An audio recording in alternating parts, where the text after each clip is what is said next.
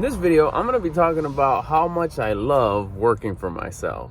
All right, you know how we do it with these type of videos, we get straight to the point. Man, one of the things I think that's on the top of the list, I'm going to go through a few, but probably I'm doing my push-ups right now, so sorry if I'm out of breath. The thing I love the most about working for myself is that I can work as much or as more as I want.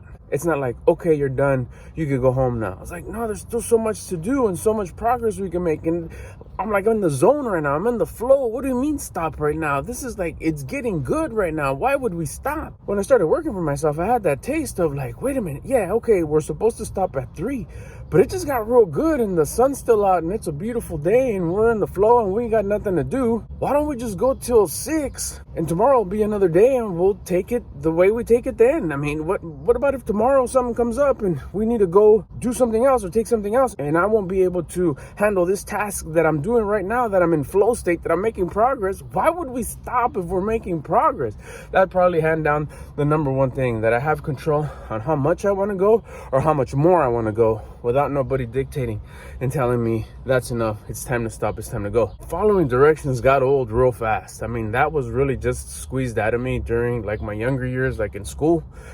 Being a good listener, being a good direction follower, listening to the rules, following the rules, and not really making as much progress as I thought was fair, and not being compensated, whether it was grades or money or pay or recognition, at a level that I thought was fair for my effort, for my hard work, for my talent. That was shut down real quick. Once I was introduced to running your own hustle, to being an entrepreneur, to following your own dreams, to doing things your way, to doing your own hustle. After that taste came, I was like, oh man, that ain't for me. I tried it, I gave it its all. We're not in the same frequency, we don't rock the same way. I gotta do my own thing. This is where it's at. Let me tell you a story. Hard work has always been part of my life.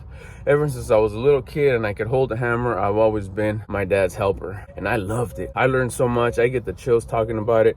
I get this warm feeling in my heart. I could almost go back to those moments where I was squatting next to my dad as he was hitting the nails with the hammer, the screwdriver, watching his veins pop out, watching his focus and his attention and his passion towards making sure everything happened perfect, at a timely manner, aka fast, no wasting time, no laziness allowed, no half-assing. He knew my potential. He pushed me, and I am forever grateful. Excuse me.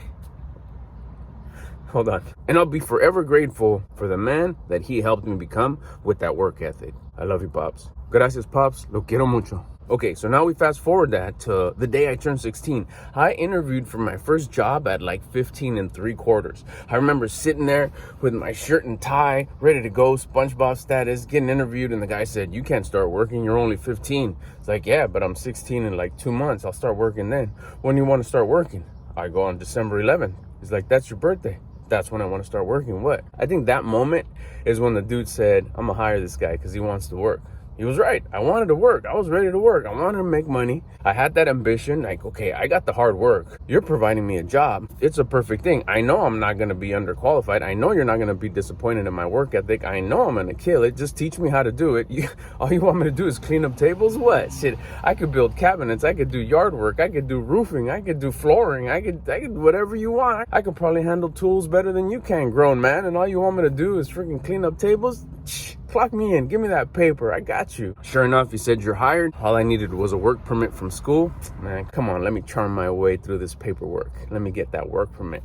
Got it like that. Birthday came, started working when I was 16. Let's start stacking chips. And that's exactly what I did. I worked hard, and it just naturally and organically, after a few months, not even knowing it, I had already created multiple streams of income in that job. This was before knowing about the whole side hustle and hustling and doing your own thing. I had my paycheck coming in through my hours that I was trading in for my time. And then I had tips. Remember, this was a busing job. This was a bus boy. I would make tips and I would make my paycheck. And I started learning, like I said, on my own. No one teaching me the concept. But now looking back, this is exactly what I was doing. I was building relationships with the servers, providing them a good service with my extra work to their customers, their people, their tables. And on top of that, doing my job as a busboy, which was cleaning up the tables and providing great customer service to our guests.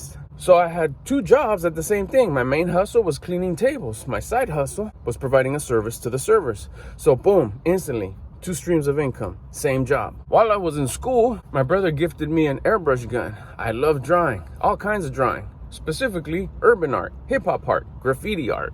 Everything was always ethical, don't trip. No illegal activities ever took place. Just because it's called graffiti art doesn't mean that it has to deface any private or public property. It could all be done using legal art supplies, such as paper, in this case fabric, hats, sweatshirts, pants, whatever. And that's what the thing was at the time. It was the 90s. It was a great time. So I started moving and hustling artwork at school. Remember, I'm 16. I'm still in high school. I'd sell t-shirts, hats. I even did some artwork for my high school. So I started providing this service in high school, and I also took it to work. Remember, the world was a little bigger then. We didn't have the internet. So there was 2 worlds. It was my world at work, which was in a different county, and my world at school. So I had my customers at school that kept on wanting shirts and sweatshirts and hats. And then I introduced this service over to my work, and I was providing t-shirts, sweatshirts, hats, pants. 3rd source of income. Fast forward a little bit, I got into electronics, specifically sound system, because your boy got himself his first 4x4 Toyota truck, 1985 extra cab. Ooh, and it had bumps. Oh, it bumped. I installed my own sound system because my friend Roger, RIP, taught me how to install sound systems. I fell in love with the craft. So I would always adjust and re-customize and reinstall different stereos and radios and amplifiers and speakers into my truck. I got pretty good at it. So I started installing radios for local folk, other students at school that they had gotten their car, neighbors, relatives, uncles and aunts, cousins and friends of my friends. And people around my neighborhood were always swapping and upgrading their sound system. So as part of the compensation for installing their sound system, I would take their old equipment as part of the pay. So I was getting paid for installing their sound system. Another income. But wait, now I got stereo equipment. I would turn that car audio equipment around, take it to me to work, and offer it to the busboys and servers at work. Hey, you need a new car stereo, an amplifier, a set of speakers? This was all new to them. It was a different culture. So it was selling like biscuits. As soon as I would sell it, I would say, hey, you know anybody who's gonna install it for you? They're like, no, I don't know nobody. Don't worry, I got you. Income stream number 4. Fast forward a little bit more, thanks to my homie Gabe. What's up, homie? I was introduced to DJing. He had access through his brother to a full-on DJ equipment. He said, hey, you want to start DJing with me? I was like, oh my gosh, I'm melting. As a little kid, I would see that craft, a little glimpse of the whole DJ world in the free half hour I would get on public television of Yo MTV Raps. And I was just fascinated by the art. And you're telling me I could join you? Hell yeah. So we did. We started messing with the equipment, seeing how it worked. His brother gave us the green light. Hey, you guys could use it whenever you want. So that started the whole house party movement. Playing music here, playing music there. This was all for free. Remember, it's a gradual growth. Before you know it, we got our first paid gig. Fast forward a little bit, I'm DJing formal events, quinceañeras, weddings. I start building a name for myself. And this was all over the local area. Started picking up traction. We got pretty popular. Income number 5. Now remember, I'm old school. I came from that whole concept of move up the corporate ladder. My thing was to stay at my busboy job because it was a big organization. You may recognize it. Knott's Berry Farm in Buena Park. My goal was to move up the corporate ladder, get into food and beverage, then maybe into the park. That was it for me. I loved that job. But you know how it is with a lot of these places. It gets a little political. Now, believe me, I understand the whole concept of politics. Politicking is a way of life. I understand. But when politics start getting a little tense because your way of thinking is about let's make progress and make this work, not so much let's kiss booty over here to look good for the higher ups. I was all about customer service and making things better. Other folks' concept was like, yeah, let's follow the rules really good so we look good for the bosses. That's where I started getting different roots in my head that like, I'm not so much about the butt kiss, but I'm more about providing a great service and making sure that I'm doing as best as I can for everybody else. It's a win-win-win situation. They didn't seem to agree very much and made things very difficult for me to work there. Turned what I thought was one of the best places in the world to work as one of the most difficult and most sourest places to work. I dipped. It was a pretty big buzzkill. I really liked that job and the people, except for the higher ups that felt that they needed to continue to kiss ass. Well, I wasn't about that game. So it was one of those things where it's like, didn't think I was gonna leave, but gotta go. That's when I got introduced to my next job, where I was working directly with the owner. It was a mom and pop shop. They rented suits and tuxedos. And this is where I got my first taste of, whoa, this is your operation, I would see that guy come and go whenever he wanted. I would see that man make so much paper. He would invest it wherever he needed to. It's like it was time to bring in some new material. He would make the choice. He would bring in the new material whenever he thought it was necessary. Whenever he felt that we needed to work longer hours because we needed to provide a better service or make sure that we'd hit deadlines, we would. Whenever he saw that we were working really hard, he'd bring us food, gifts, bonus money, parties, things to keep us happy because he saw that we were working really hard for him. He had side hustles within his business. Everybody in town knew him. Everybody in town loved him. Whenever it was time to make difficult decisions, he'd step up to the front, make the decision, and move forward. Straight up front leader. Didn't deal with nobody's BS. And what struck me the most and kind of really made me look back is like, hey,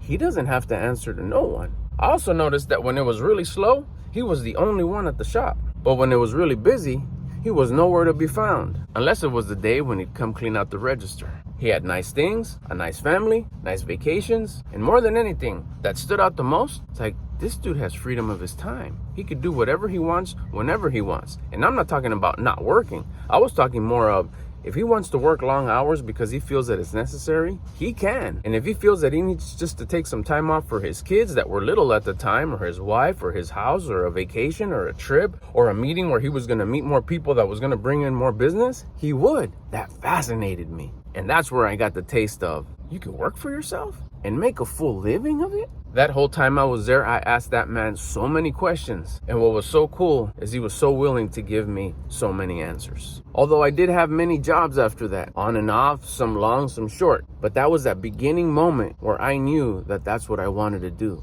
Where I knew that I loved working for myself.